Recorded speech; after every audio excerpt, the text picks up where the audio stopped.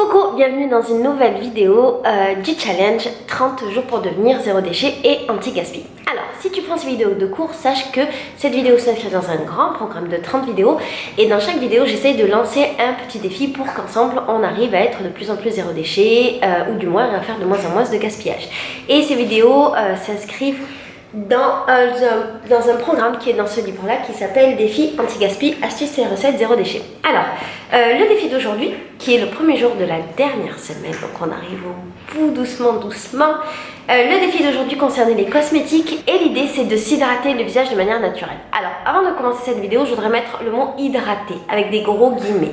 Moi j'ai tendance à dire hydrater, mais c'est pas vraiment hydrater le mot, parce que pour hydrater sa peau, la meilleure des choses qu'on ait à faire, je pense, c'est de mettre des choses à l'intérieur de nous-mêmes qui nous hydratent, c'est-à-dire de l'eau ou j'imagine des aliments qui sont bons pour hydrater notre corps et notre peau. Je connais pas le mot exact pour ce qui est d'hydrater peut-être la couche superficielle ou tout ça. Donc on va rester sur le mot hydrater, mais voilà, on sait toi et moi que c'est pas le mot exact.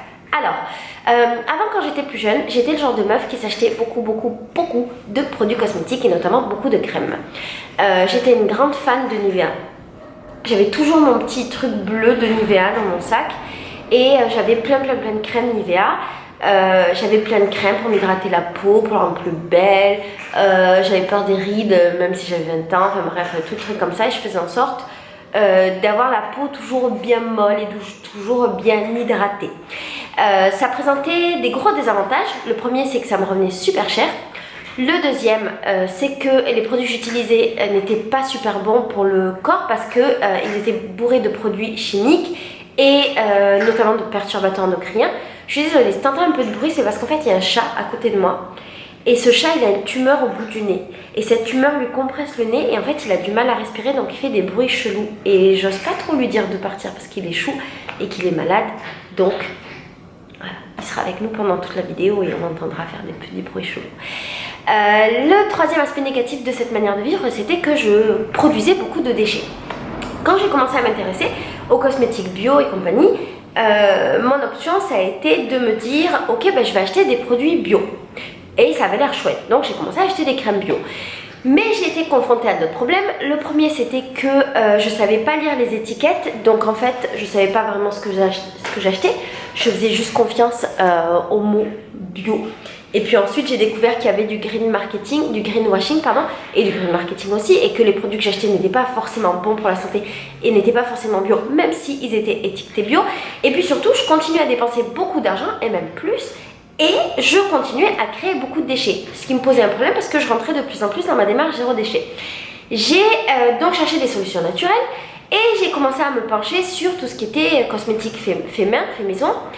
Sur ça, il y aurait plein de trucs à dire, mais disons que la conclusion des expérimentations que j'ai fait par rapport à ça, c'est que au final, fabriquer, je dis bien fabriquer et non pas utiliser juste un ou deux ingrédients, fabriquer des cosmétiques naturels, c'était compliqué, ça demandait d'acheter beaucoup de produits différents, ça demandait d'investir aussi de l'argent, beaucoup de temps, et finalement ça me créait aussi des déchets.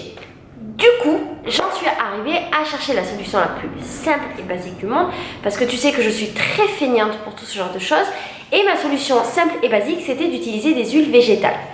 Potentiellement, toutes les huiles végétales peuvent être utilisées pour la peau pour l'hydrater. On se rappelle des guillemets, pour hydrater la peau. Les huiles végétales que moi j'ai décidé d'utiliser, c'est l'huile de coco et l'huile d'olive, parce que c'est ce que j'ai dans ma cuisine en permanence et que c'est ce qu'il y a finalement de plus simple pour moi. Je mets aussi un petit bémol sur l'huile de coco. Il semblerait que l'huile de coco soit comédogène, je crois que c'est ça le mot exact, comédogène, et donc l'huile de coco ne convient pas à toutes les peaux. Pour l'huile d'olive, j'ai pas entendu dire que c'était le cas, mais si tu as une peau qui est difficile ou a des problèmes, n'hésite pas à te renseigner sur internet avant de suivre les conseils que je vais te donner et le défi que je vais te lancer. Pour hydrater ma peau, j'ai donc commencé à utiliser de l'huile de coco et de l'huile d'olive. Alors, pour l'huile d'olive, les gens ont souvent peur parce qu'ils se disent que ça sent mauvais, que c'est terrible, machin. L'huile d'olive ne sent pas du tout mauvais. En fait, ça sent l'huile d'olive pendant la ou les premières minutes, mais l'odeur part directement. L'inconvénient de l'huile d'olive, je trouve, c'est que ça laisse un petit filet un tout petit peu gras. Et ce filet un tout petit peu gras met du temps à partir. Moi, je m'en fous un peu parce que finalement, j'en mets très peu et que j'ai appris à vivre avec ce filet gras. Mais je sais qu'il y a des gens que ça dérange et si de nature on a une peau un peu grasse, peut-être que ça peut être pénible. L'huile de coco en revanche ne laisse pas ce filet gras.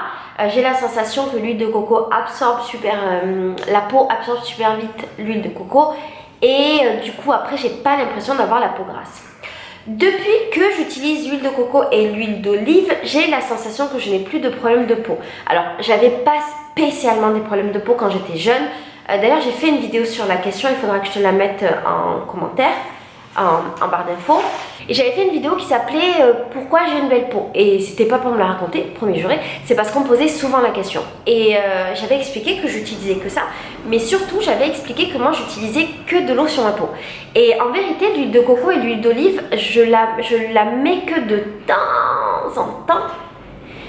Même si là aussi je dois mettre quand même une astérix. Parce que je me permets de pas trop utiliser de trucs et d'utiliser que de l'eau parce que, j'ai dit 2 fois parce que j'habite dans des pays chauds. Avant j'étais en Inde, là je suis au Brésil, avant j'étais en Inde, avant ça j'étais en Asie. Et en fait l'air était humide et j'ai jamais eu la peau qui tirait. Quand je suis rentrée à Paris, j'ai senti immédiatement que j'avais la peau sèche et j'avais même, tu sais, les petits trucs blancs là quand ta peau elle pèle un petit peu. Et donc j'ai recommencé à mettre de l'huile de coco. Mais je me souviens qu'à l'époque où j'habitais à Marseille, enfin à Istres, j'utilisais pas non plus très souvent d'huile de coco ou d'huile d'olive et je laissais ma peau sans rien. Là par exemple, j'ai ma peau sans rien. Tout ce que tu vois dans mes vidéos, j'ai toujours la peau sans rien. Et peut-être c'est un peu sec, mais est-ce que c'est sec? Moi au final, je m'en fiche un peu. Bref. L'idée de ce défi, c'est de te proposer pendant les jours qui viennent ou les semaines qui viennent d'essayer de remplacer tes crèmes par quelque chose de plus naturel, que ce soit une huile végétale ou tout simplement de l'eau. Je sais que c'est quelque chose de difficile parce qu'on s'attaque à la peau du visage et que c'est toujours un truc assez complexe. Il y a beaucoup de gens qui ont des problèmes de peau, il y a des gens qui ont des peurs très souvent fondées ou parfois infondées. Le visage, c'est ce qu'on montre en premier, c'est souvent ce qu'il y a de plus important, donc j'ai conscience que c'est très difficile de dire aux gens arrêtez tout, mettez juste de l'eau. J'avais créé pour ça justement un groupe Facebook qui s'appelait Défi un mois, je sais plus quoi d'ailleurs, je te le remettrai dans la barre d'infos. Et en fait l'idée c'était pendant un mois de ne rien mettre sur sa peau, de ne pas mettre de maquillage, de ne pas mettre de produits cosmétiques et de tourner avec de l'eau ou une huile végétale. Sur ce groupe, c'était très sympa à l'époque parce que les gens s'entraidaient pas mal et se donnaient des conseils. Il y avait des gens qui avaient suivi ce défi pendant un mois et qui disaient comment ça s'était passé, si ça s'était bien passé ou pas, si ça avait été difficile ou pas. Celles qui avaient des problèmes de peau disaient si elles avaient eu plus ou moins de problèmes de peau. Donc c'était particulièrement intéressant et riche. Ce que je te propose donc, c'est d'essayer, si tu te sens, de ne plus utiliser donc de produits chimiques industriels sur ta peau, de tourner avec des huiles essentielles ou végétales ou bien avec de l'eau, de dire si c'est compliqué ou pas, si tu vois des améliorations ou pas, sachant que je pense que les améliorations ne se voient pas de suite mais mettent du temps. Je te conseille aussi, si tu en ressens le besoin, de rejoindre l'autre groupe. Je ne sais pas s'il est encore actif, je pense qu'il est un tout petit peu, mais peut-être de reparticiper au groupe, de le refaire vivre pour que ensemble vous puissiez vous soutenir et réaliser ce défi. Et puis si ma foi tu trouves que c'est trop difficile et que c'est pas le moment et que t'as pas envie, ben c'est pas du tout grave, tu peux sécher ce défi là. Voilà. Si jamais tu veux approfondir sur les questions de cosmétiques, d'hydratation, de comment hydrater son corps, tout ça, de toutes ces petites astuces, sache que dans le livre j'ai mis beaucoup plus d'exemples. Et sinon n'hésite pas dans le groupe du défi, dans le groupe du challenge, à poser les questions que tu pourras avoir ou bien à partager tout ce que tu vis, tout ce que tu ressens par rapport à ce défi.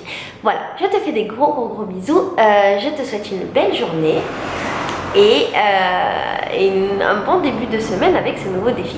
Je t'embrasse très fort et je te dis à demain. Ciao.